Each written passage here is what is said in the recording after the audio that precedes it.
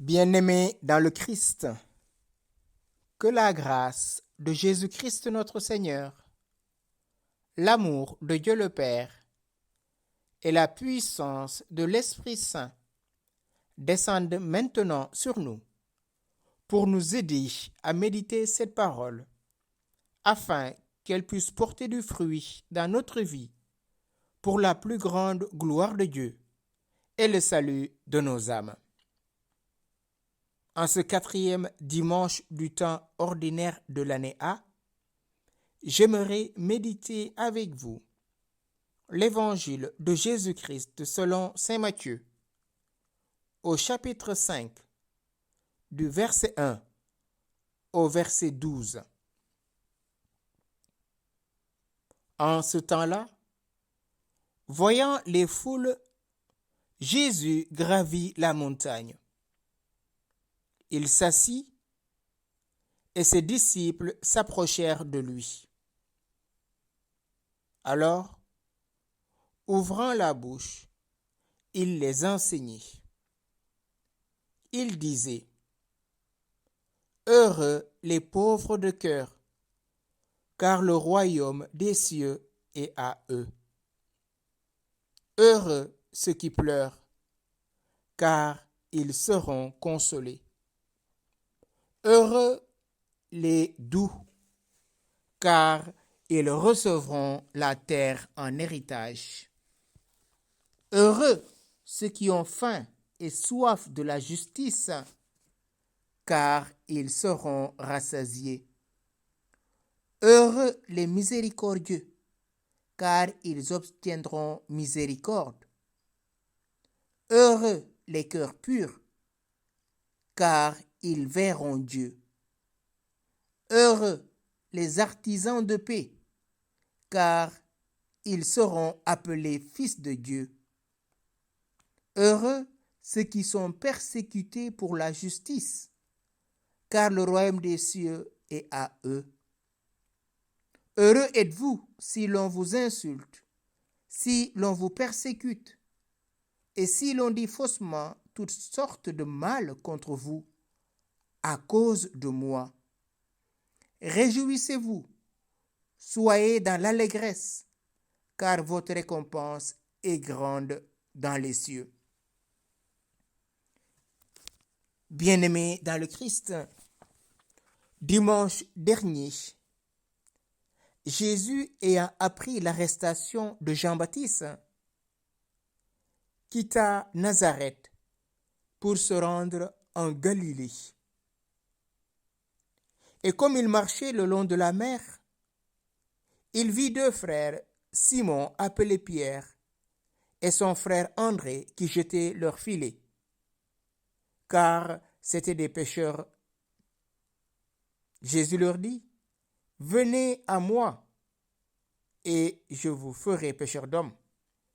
Aussitôt, laissant leurs filets, ils le suivirent. De là, il avança et il vit deux autres frères, Jacques, fils de Zébédée, et son frère Jean, qui étaient dans la barque avec leur père, en train de réparer leurs filets. Il les appela. Aussitôt, laissant la barque et leur père, ils le suivirent. Jésus était déjà entouré de ses 4 premiers apôtres, qui sont de la même famille. 2 de chaque, Pierre et André, Jacques et Jean, fils de Zébédée. Et Jésus parcourait toute la Galilée. Il enseignait dans leur synagogue. Il proclamait l'évangile du royaume. Il guérissait toute maladie et toute infirmité dans le peuple. Aujourd'hui, Jésus voit la foule qui l'entoure. Il gravit la montagne. La montagne, c'est le lieu par excellence de la rencontre avec Dieu. Moïse va passer 40 jours, 40 nuits sur la montagne de Dieu pour écouter, se laisser enseigner. Et voilà Jésus qui gravit la montagne. Il s'assit et ses disciples s'approchèrent de lui. Jésus est le nouveau Moïse. Il va élever l'esprit, le cœur et l'âme de ses disciples vers la contemplation, parce qu'il est le sage par excellence. Il s'assoit et ses disciples s'approchent comme les brebis s'approchent de leur berger. Alors, ouvrant la bouche, il les enseignait. Il disait, « Heureux les pauvres de cœur. » Jésus commence par la béatitude des pauvres. Les pauvres de cœur, ce sont ceux qui savent qu'ils ont tout reçu. Et ils ont reçu tout gratuitement. Ils ne sont pas attachés au point d'être idolâtres à leurs biens. Nu, je suis sorti du ventre de ma mère, nu, j'y retournerai. Le Seigneur a donné, le Seigneur a repris. Que le nom du Seigneur soit béni, dira Job dans l'épreuve qui s'abat sur lui. Voilà un pauvre. Attention, la pauvreté spirituelle ou la pauvreté chrétienne n'est pas la misère. Celui qui est dans la misère, c'est celui qui a du mal à satisfaire ses besoins fondamentaux. Or, la pauvreté de cœur, c'est en vue du royaume. Le véritable pauvre, c'est Jésus-Christ lui-même. De condition divine, il s'est anéanti en prenant la condition de serviteur. Voilà, Jésus s'est dépouillé pour être un de nous, pour nous revêtir de sa richesse. Et les pauvres de cœur ont comme héritage le royaume des cieux, c'est-à-dire la communion avec Dieu, le riche par excellence, qui nous enrichit par son Fils. Heureux ceux qui pleurent, car ils seront consolés. Les pleurs dont il s'agit ne sont pas les pleurs liés à la souffrance, mais c'est les pleurs de notre péché. C'est celui qui reconnaît son péché et qui se répand. Ce sont des larmes de repentir. Celui qui pleure sur son péché. Jésus va pleurer en montant à Jérusalem. Et il le dit lui-même, « Jérusalem, Jérusalem, combien de fois je voulais te rassembler, comme une poule rassemble ses poussins. » Devant l'hostilité du peuple hébreu qu'il a rejeté, des siens qui l'ont rejeté, Jésus pleure. Voilà les pleurs dont il s'agit. Ils seront consolés. Pourquoi? Par celui qui demande pardon sera pardonné. Raison pour laquelle, à chaque Eucharistie, on commence par le Kyrie eleison. Seigneur, prends pitié de moi, pécheur. Le pécheur qui reconnaît ses fautes, le pécheur qui se confesse, reçoit la consolation divine. Parce que le Paraclet, qui est le consolateur par excellence, vient habiter son âme. Et ces pleurs, ce sont des pleurs qui nous conduisent à regretter notre péché. Heureux ceux qui pleurent. Et l'autre béatitude, c'est heureux les doux, car ils recevront la terre en héritage. La douceur dont il s'agit est contraire à la dureté. Celui qui est rigide, ça passe ou ça casse. Mais la douceur évangélique, c'est la douceur de l'agneau. Immolé sur la croix, il manifeste sa douceur à ce larron, en l'accueillant en premier dans le royaume du Père. La douceur, c'est reconnaître chez l'autre le bien pour l'améliorer, le faire grandir.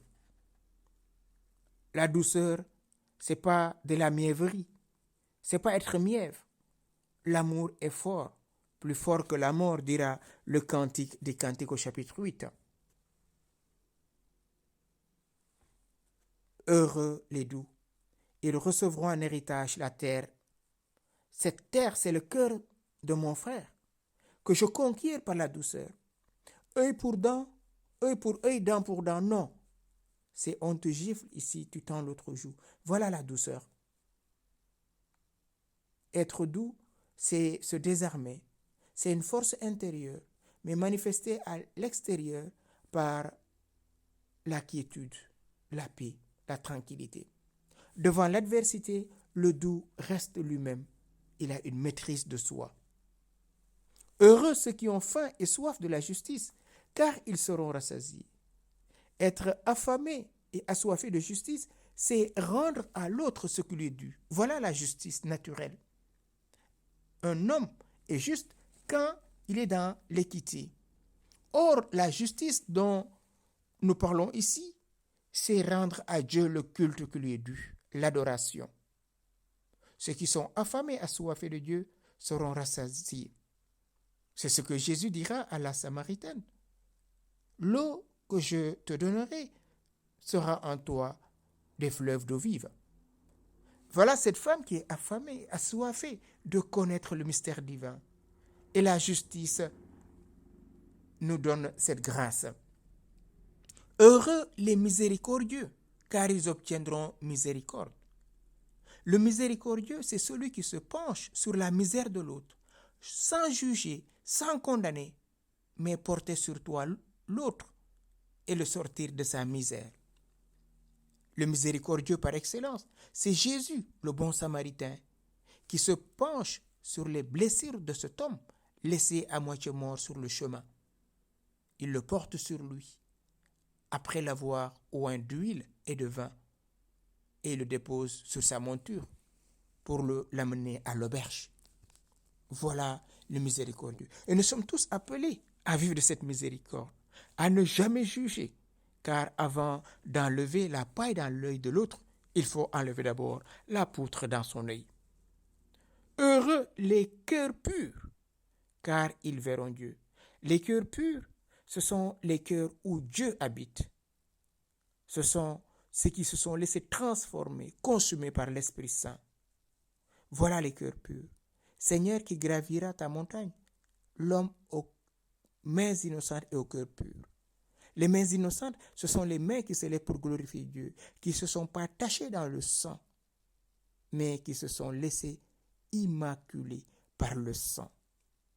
Les cœurs purs, c'est ceux qui craignent Dieu, ceux qui ne veulent pas gâcher l'amour, ceux qui ne veulent pas détruire l'amour. Voilà les cœurs purs.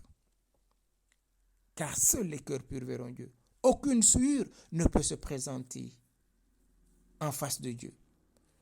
Heureux les artisans de paix, car ils seront appelés fils de Dieu. La paix, c'est Jésus-Christ lui-même, lui le prince de la paix.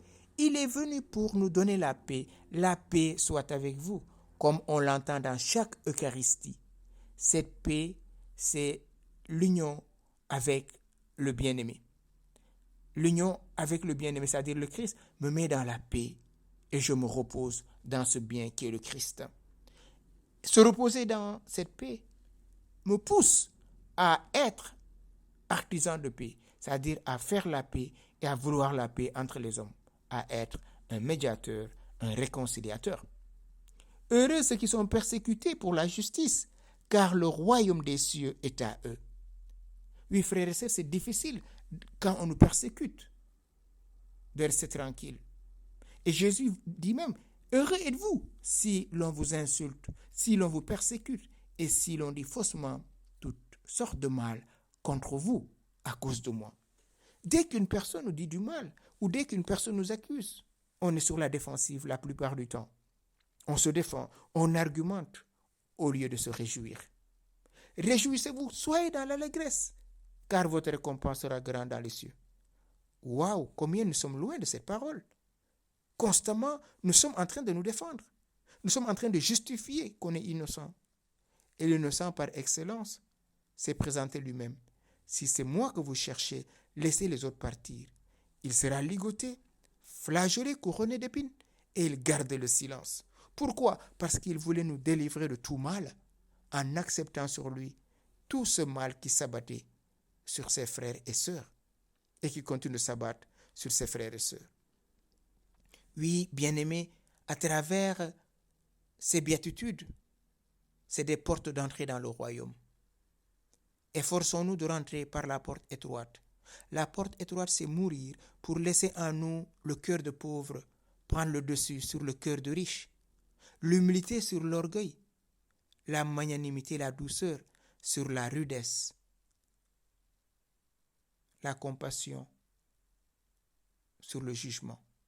Demandons à l'Esprit Saint, le Père des pauvres, de venir nous saisir. Esprit Saint, saisis chacun d'entre nous. Nous voulons, à travers ces béatitudes, vivre de Jésus-Christ, parce que c'est lui-même la béatitude par excellence. Viens conformer nos vies, viens conformer tout notre être à l'image et à la ressemblance de Christ. Ne permets pas que le mal l'emporte dans notre vie.